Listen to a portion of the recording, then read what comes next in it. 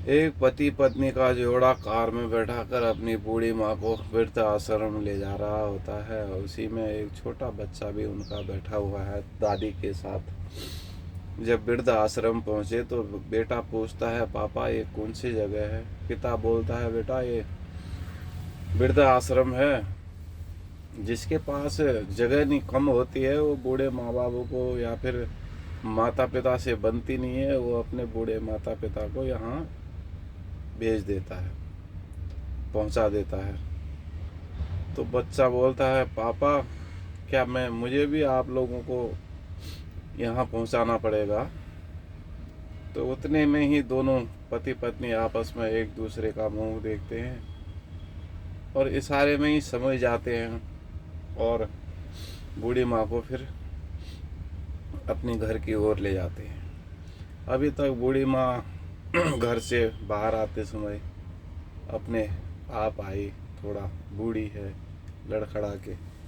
अभी दोनों पति पत्नी एक साइड से, एक पति एक साइड से, पति हाथ पकड़ के अंदर ले जा रहे हैं। और समझने वालों के लिए इशारा ही काफ़ी होता है, जो जगे लोग होते हैं उनके लिए इशारा काफ़ी होता है। एक छोटे से बच्चे की एक छोटी सी मासूम सी बात बात पे समझ गए और क्या हमारा भी क्या यही इंजाम होगा करके। तो मेरे साथ एक भाई आया हमारे साथ बैठ के, मैं उसका नाम नहीं लेना चाहूँगा। उसने भी अपनी बात बताई, कुछ उसने बताई, कुछ मुझे पता था। मैंने उसको फिर लास्ट में यही कहा कि भाई तेरे पास क्या बैंक बैलेंस है अभी थोड़ा बहुत, या बच्चों के लिए जोड़ने में लगा हुआ है शुरू से ही?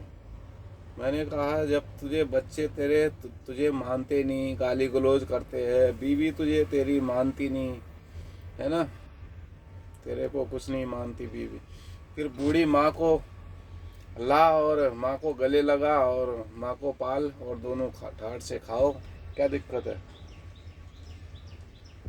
अब उसका कहने का मतलब ये है कि हाँ कह तो ठीक रहा बहुआ, तो ऐसा ही है। तो ऐसा क्या है मतलब?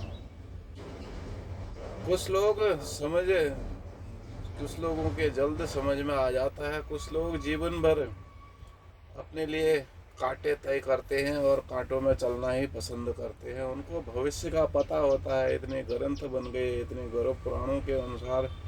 ऐसा नहीं है कि उनने धर्म ग्रंथ नहीं सुने हैं। आजकल तो हर कोई अपने माता पिता के मरने पर गौरव पुराण लगाता है, उसमें सभी है, पाप पुण्य जो जो कर्म करे हैं सब बताते हैं, है ना।